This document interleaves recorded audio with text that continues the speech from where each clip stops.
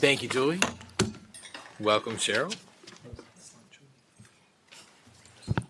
Thank you, friends. For the record, Cheryl Kagan, very proud to be the senator for Gaithersburg and Rockville.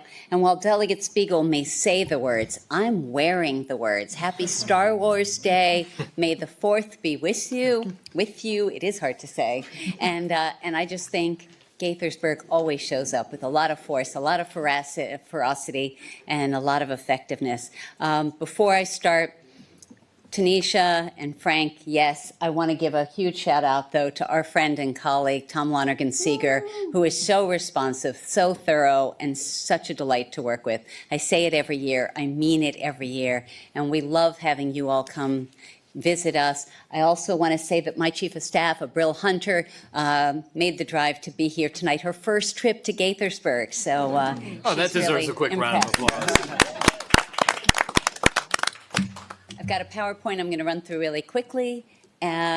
So one of the issues that hasn't been discussed yet is whether Maryland should join the states that are redistricting, redrawing our congressional lines. The House did think we should move forward. The Senate did not. It now is even a more acute issue because of the Supreme Court's latest ruling. Our friend Jocelyn Pena-Melnick is doing a great job. Lots of changes in the House and just a delight to have across the hall.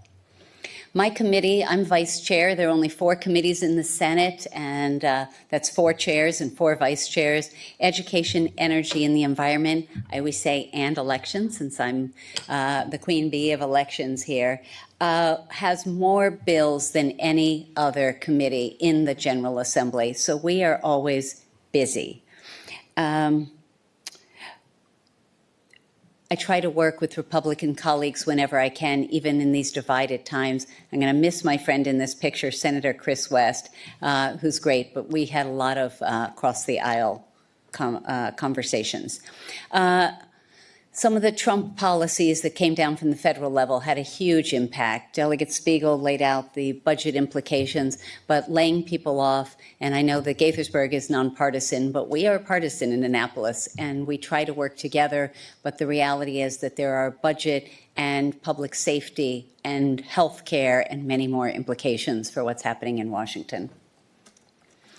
Again, public safety, my colleagues laid out some of the efforts that we made to protect our immigrant communities.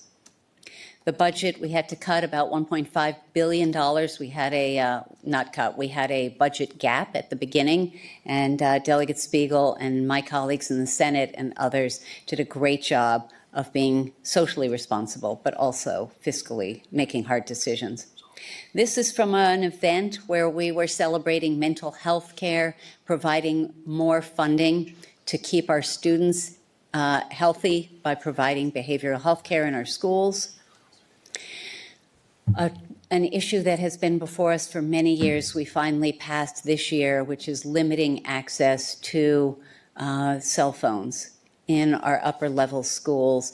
A lot of parents have been concerned, a lot of students have been concerned about the bullying and the access to electronics.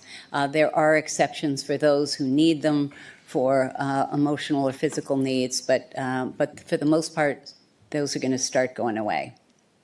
Charter schools. There was a new program that was popped out in the final days of session that would have given millions of dollars. It came in as a $40 million program. It was trimmed to $5 million, but it was without any limitations or any oversight.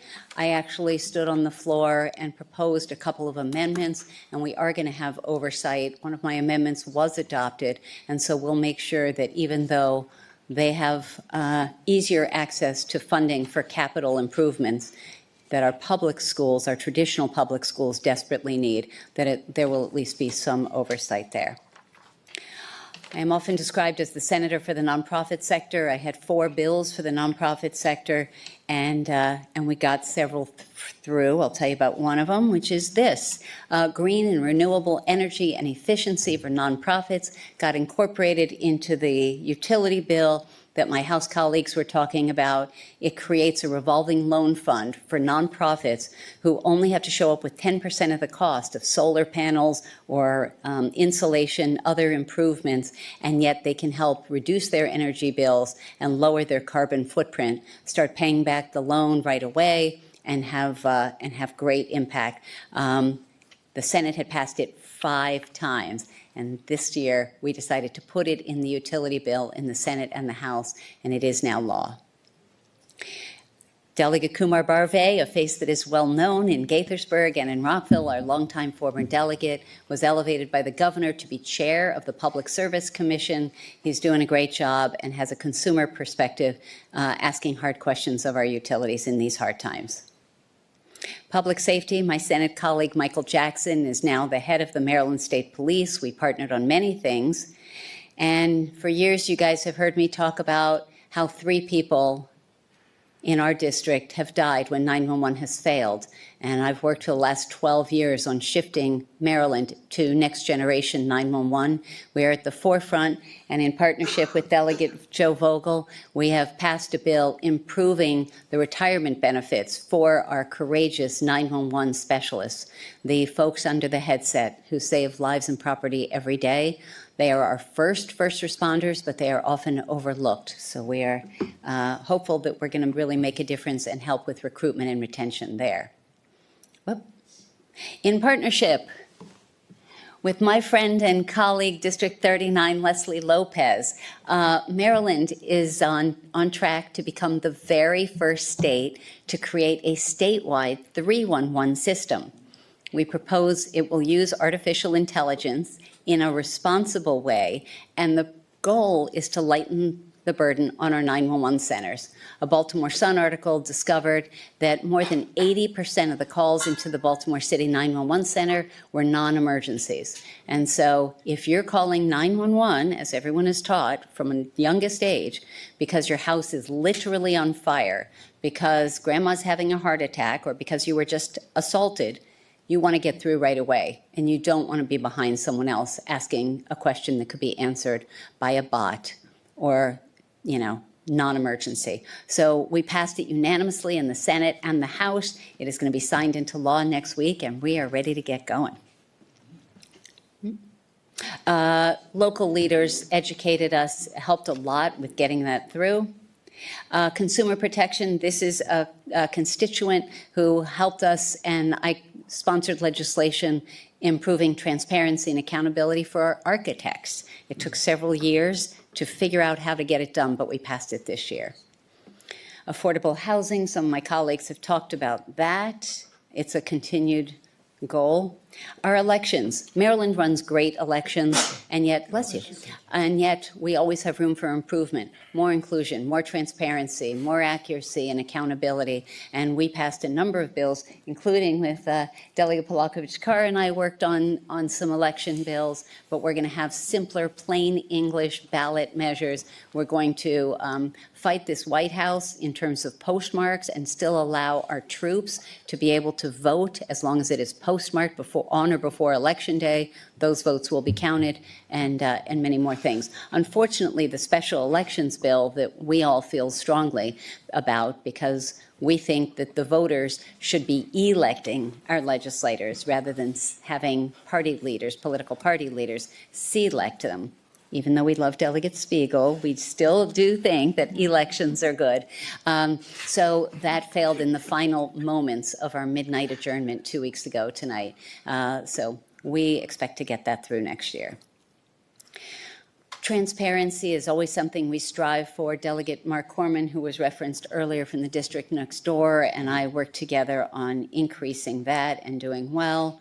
Healthcare, including over-the-counter contraception, and making sure that college students have access to that and greater data to see what they're using. And Nancy Pelosi, the Speaker Emerita of the U.S. House of Representatives, spent a day in Annapolis, and these are some of my amazing female colleagues and leaders that I get to work with, which is such a privilege. And this was some of the women working with the Senate President on some of our priority issues. Conversion therapy. is a bill that I was very proud to sponsor in the Senate. It's saying you're broken. The way you are is wrong, and I'm going to try to fix you. And if you think you're gay, lesbian, bisexual, transgender, I'm going to do anyway. There's a lot of support for it. There wasn't time to move it this year. And again, in light of the Supreme Court decision, we're really eager to move that forward next year.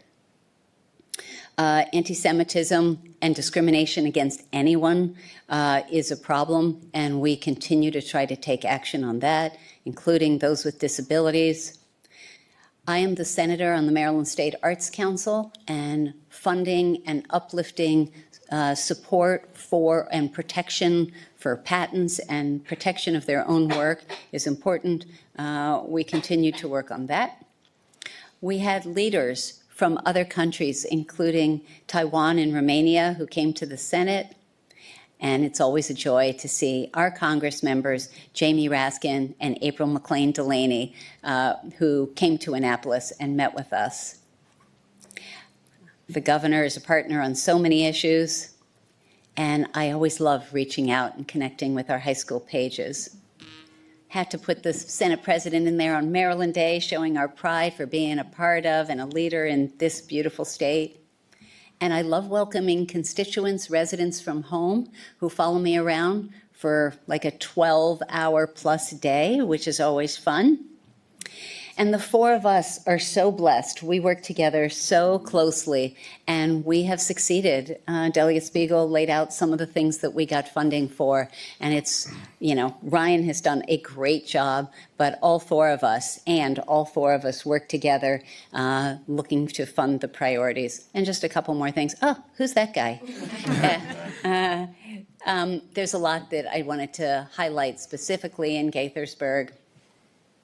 And then there's a lot more for other priority projects around the county. Gaithersburg Book Festival is coming up. I know no one here has any particular interest in that, but it's always a highlight each May. So I hope to see everybody there. And my podcast, that picture again. So I was delighted to kibitz brief conversations with people I find fascinating, Kibitzing with Kagan, so check that out now on Spotify as well as YouTube and Apple Podcasts.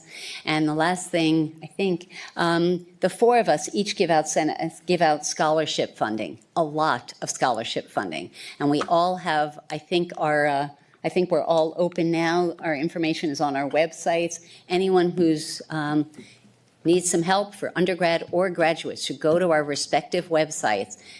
Download, print out the applications. We all have different methods, different criteria, but it's all clear on our website. Definitely check that out.